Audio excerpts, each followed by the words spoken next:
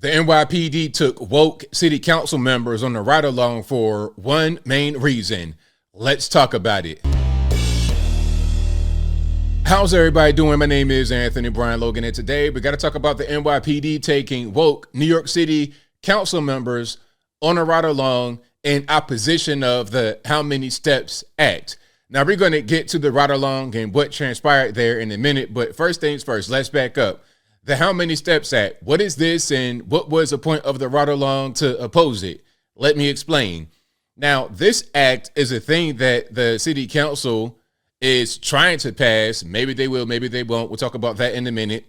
But it requires police officers to document each interaction with the general public. So let's say, for example, an officer arrives on the scene of an accident, an alleged crime, or something like this.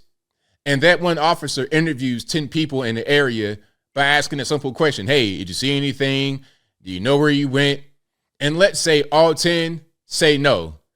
A quick interaction that might take 5 seconds now requires extensive documentation, paperwork, and really just time. It's going to be a lengthy process. It's going to just be intrusive. It's going to be invasive. It's not going to be a thing that's going to help the police officer do their job. It's going to just make things slower. And some say, meaning the woke people on the council and proponents of the bill who are also woke, they think this is a good way for transparency because we don't know how many stops police are conducting.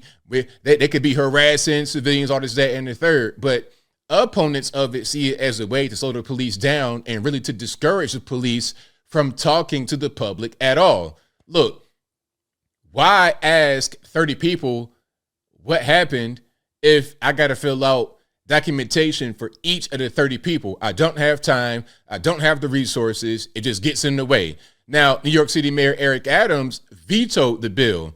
Now, you probably are watching this on Tuesday, what's this, January 30th, 2024. And today, there's supposed to be another vote in the city council to override the mayor's veto. Now, to prevent this from happening, I believe it was the mayor who organized a ride-along so people could see exactly what NYPD officers go through. Okay, now there's a lot we got to get into, but first thing, at least one of the New York City council members was not on the NYPD ride-along, and that's Yousef Salam. Yousef Salam was in Central Park 5. So he was exonerated, wrongfully convicted, rightfully, wrongfully. That's a whole different argument. But he's on the city council. Now, he was pulled over within the past couple of days, and he says that there was no explanation given right there on the scene. You see the pull quote right here. I introduced myself as Councilman Yousef Salam and subsequently asked the officer why I was pulled over. Instead of answering my question, the officer said, "We're done here," and proceeded to walk away. Now, he's saying this was an example of being harassed and why we need the How Many Steps Act and all this, that, and the third. But really what happened, because they explained what happened later, and the officer's not required to tell you why you get pulled over. But what happened is that he had illegal tint in New York, although his car was still registered in Georgia, where that kind of tint is legal. So that was a reason. It wasn't really a big deal. But of course, when you're woke and you want this act to pass, you're going to use this opportunity to make it be a thing. I would not be surprised if he pulled that car out and drove it just to get pulled over to make a point about this act needing to be a thing. Now, let's get to the actual ride along here. If you want to see this video in full without my commentary, link as always will be in the description. If you're on IG, visit the link in the bio. Go to the corresponding article on the website. But without further ado, let's go ahead and roll it.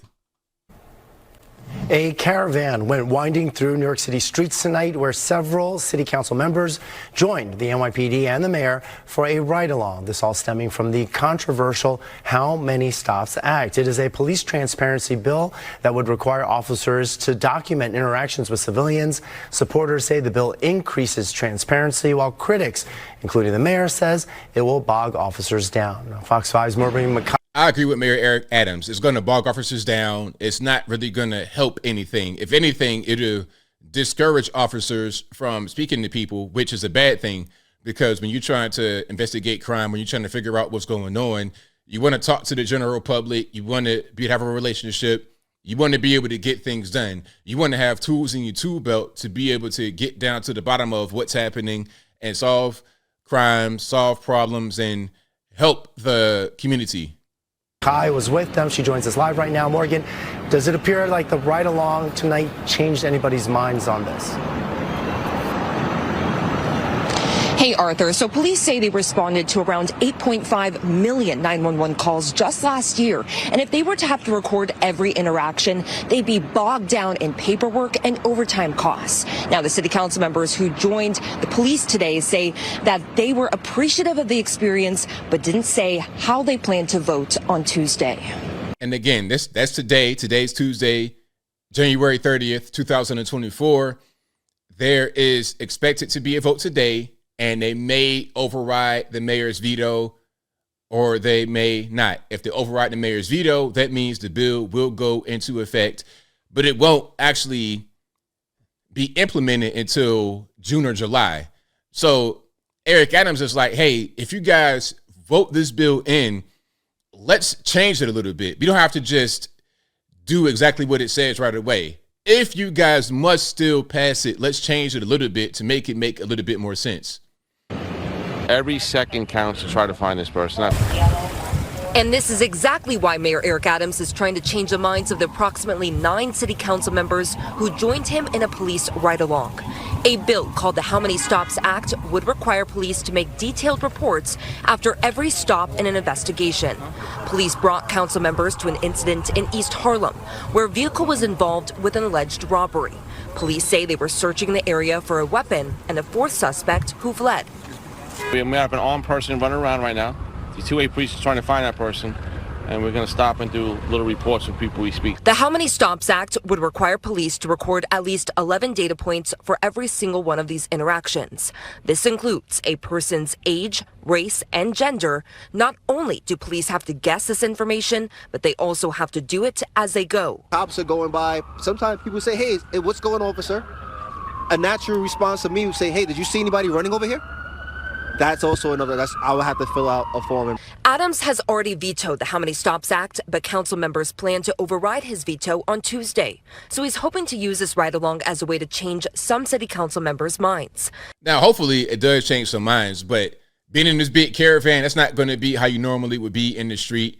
That's not going to be your normal situation. You got to get in the ride-along where it's like, okay, you're right here with the regular squad car that'll be out there, and go out there in the street and see what the officers deal with on a regular everyday basis. This might be a good way to get some kind of a peek inside, but all the cameras in the caravan, that's probably not how they do regular everyday police work.